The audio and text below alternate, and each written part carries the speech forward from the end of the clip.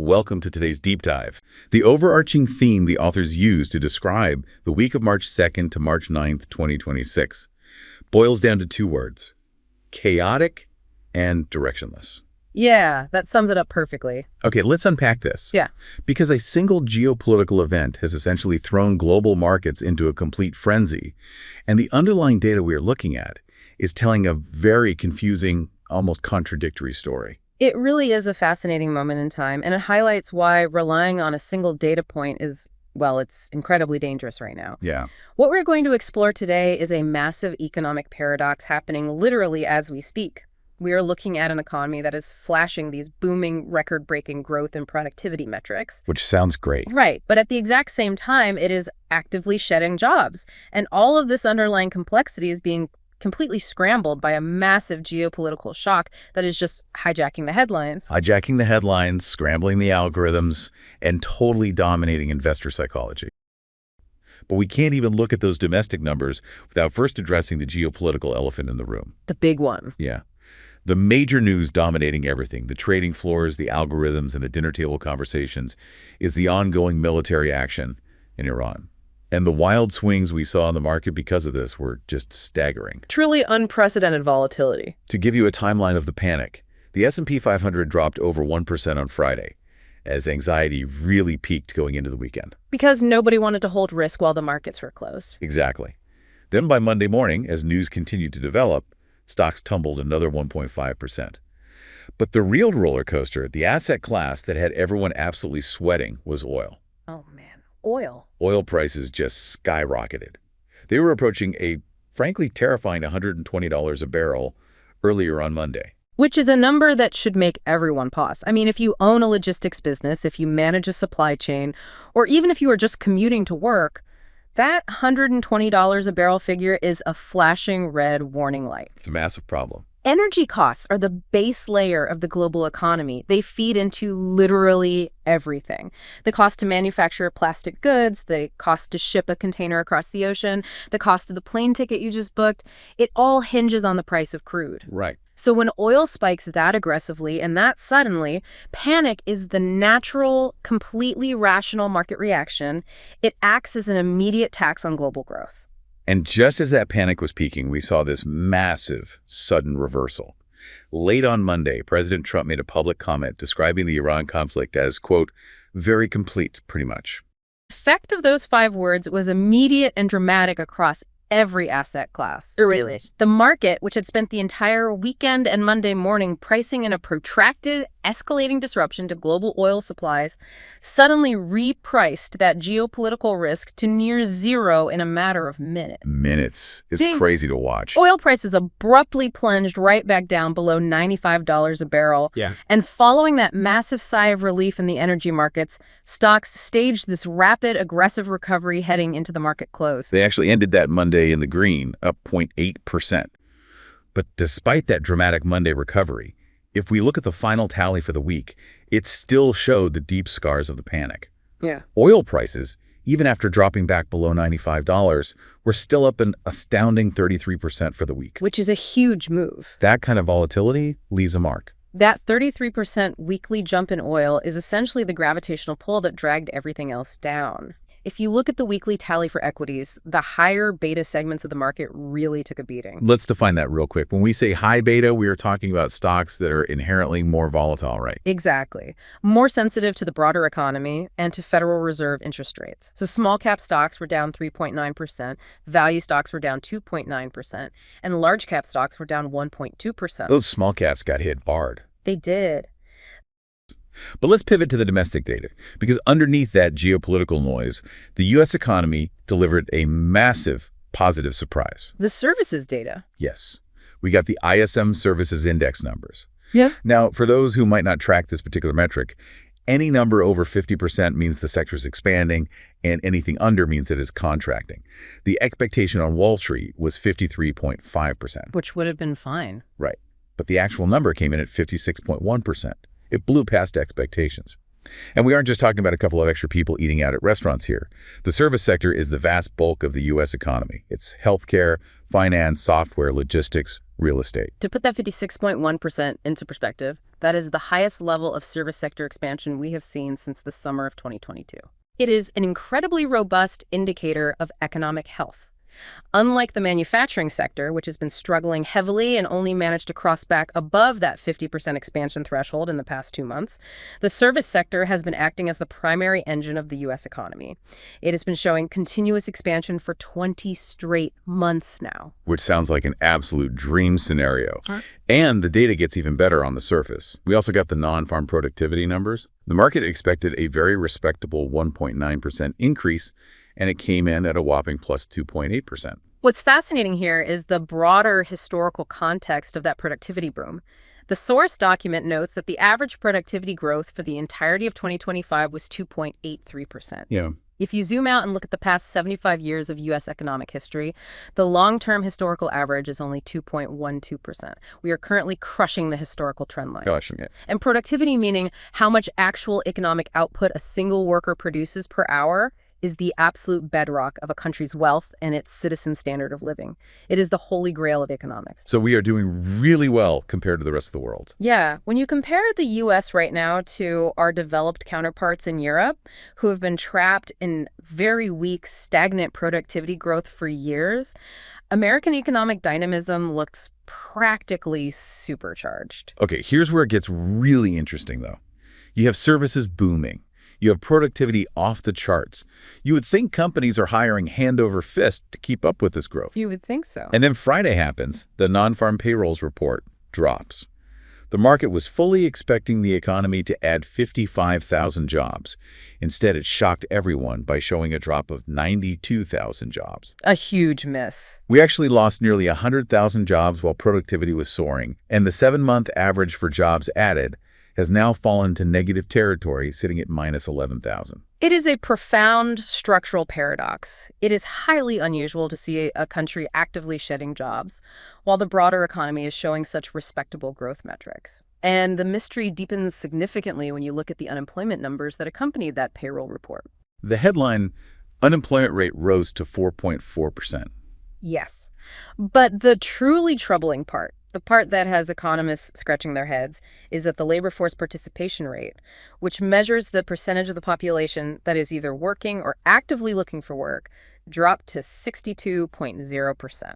Right. And we need to unpack how weird it is for those two numbers to move together like that. If the participation rate drops, it means people are getting discouraged and giving up on finding a job, so they drop out of the workforce entirely. They just stop looking. Exactly. And because they are no longer actively looking, the government no longer counts them as unemployed in the official headline metric. So theoretically, if a bunch of people drop out of the labor force, the unemployment rate should mathematically go down or at least stay flat. Right, because the pool is smaller. But this past month, people dropped out of the workforce, and the unemployment rate still rose to 4.4%. That tells us the pace of actual job loss among those who still desperately want to work is accelerating faster than the rate at which discouraged workers are giving up. Wow. It is a dark cloud hidden inside a silver lining. And our source outlines a fierce debate happening right now among macroeconomic analysts about what is actually causing this bizarre disconnect. The debate is intense right now. How do we have this great growth and historically high productivity paired with such fundamentally weak employment? They break it down into 3 main theories, and each one paints a very different picture of the future. These theories really get to the heart of the structural transformations happening in the economy right now. The first theory is perhaps the most direct and the most talked about. AI. Yep. Artificial intelligence is finally crossing the threshold from speculative hype to operational reality, and it is actively replacing human jobs, particularly in those white-collar service sectors we were just praising. The ones that are expanding. Exactly. We are talking about junior analysts, copywriters, basic coders, and administrative staff. If a new enterprise software suite can do the work of 3 junior analysts in a fraction of the time, you simply don't hire the analysts, but your firm's output stays the same or even grows. Theory 2 is essentially the flip side of that exact same AI coin. This theory argues that the massive, multi-billion-dollar investments going into AI data centers are artificially inflating the headline GDP numbers. This one is huge. You have mega-cap tech companies pouring absolute fortunes into physical servers, cooling systems, and infrastructure. All of that spending counts as economic growth and capital investment, making the overall economy look incredibly strong on paper. Right. But building a billion-dollar server farm doesn't actually employ that many human beings to run it day-to-day, maybe a handful of security guards and specialized technicians. So the macro growth feels completely disconnected from the average worker's daily experience. It is a textbook shift toward capital-intensive growth rather than labor-intensive growth. We are building wealth with machines, not people. And then we have the third theory outlined in the source. Right, which shifts the focus away from tech and brings us to domestic policy.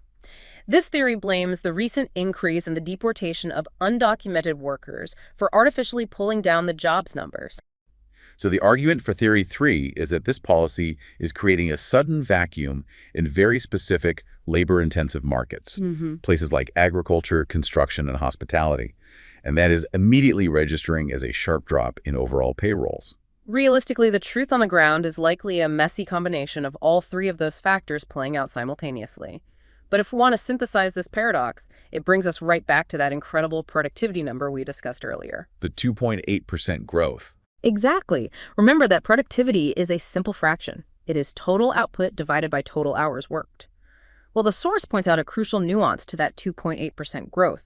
It is being driven just as much by the denominator shrinking, meaning the weakness in employment, and significantly fewer human hours being worked, as it is by the numerator growing, which is the actual economic expansion. Oh, that makes so much sense. We are producing slightly more, but we are doing it with significantly less human labor. Exactly. That changes the entire complexion of the boom. So, we have a consumer economy that historically relies on people having paychecks, but fewer people have jobs. How is the American shopper holding up under that pressure? Let's look at the retail sales numbers the source provides. The consumer is fascinating right now. They really are.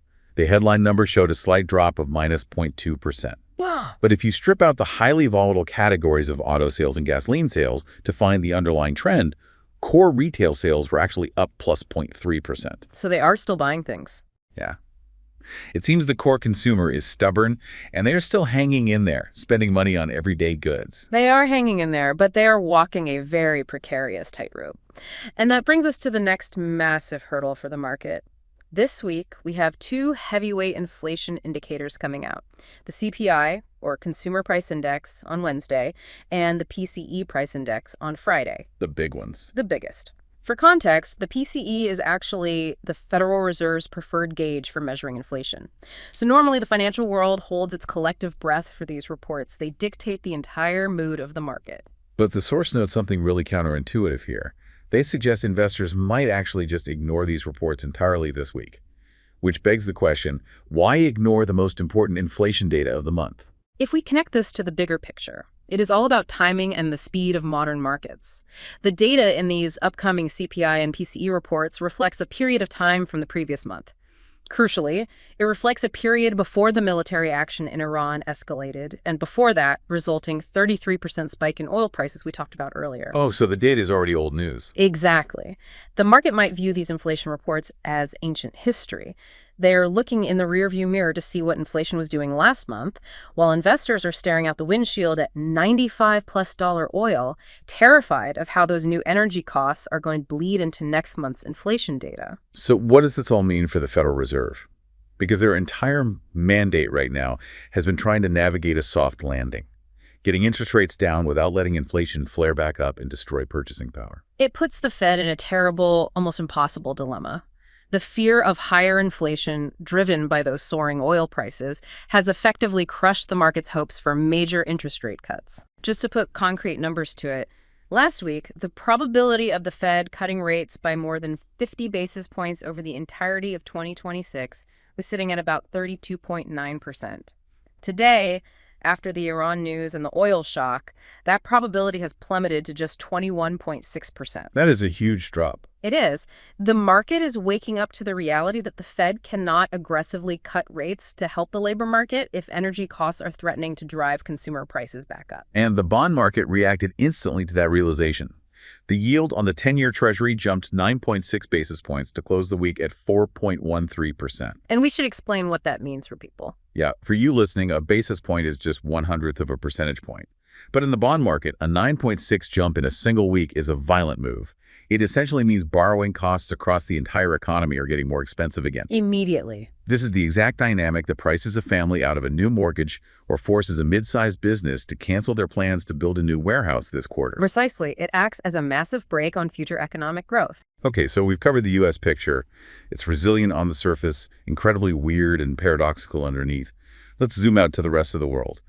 Because while U.S. stocks had a chaotic but relatively okay week, international markets just suffered an absolute beating. It was ugly. Developed market stocks fell 4.2%, and emerging market stocks dropped a very painful 5.0%. Why is there such a massive disparity between the U.S. and the rest of the globe in response to the exact same geopolitical event? The disparity comes down to one single word: dependency.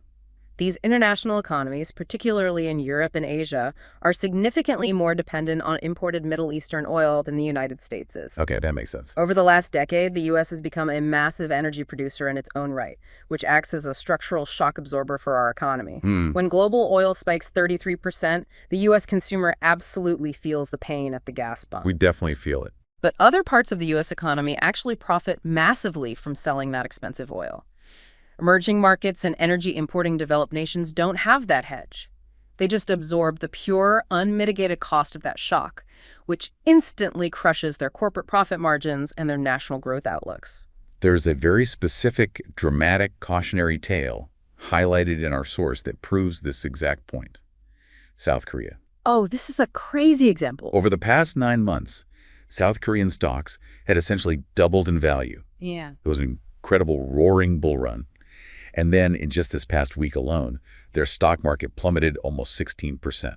That is a brutal correction, and it perfectly illustrates the vulnerability we are talking about. South Korea has a highly advanced, export-driven economy. They manufacture incredible technology, but they rely almost entirely on imported energy to power those manufacturing plants. They need the oil to make the tech. Exactly. So you have a sudden global panic over Middle Eastern oil supplies, which terrifies investors who are holding South Korean assets.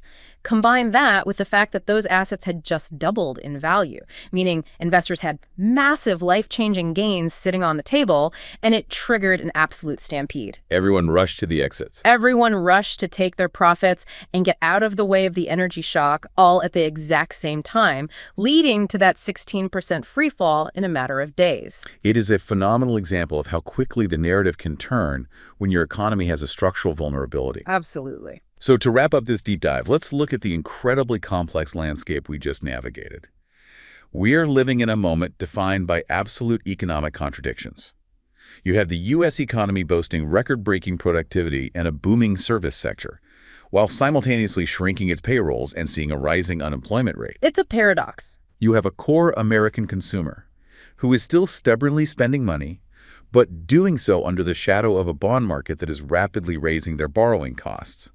And above it all, you have a global stock market that is currently less concerned with actual corporate earnings and is instead entirely at the mercy of geopolitical oil shocks and single, off-the-cuff political statements. The authors of the PDF nailed it. It truly earns the title Chaotic and Directionless. Thank you for joining us today, and as always, keep questioning the data you see in the headlines.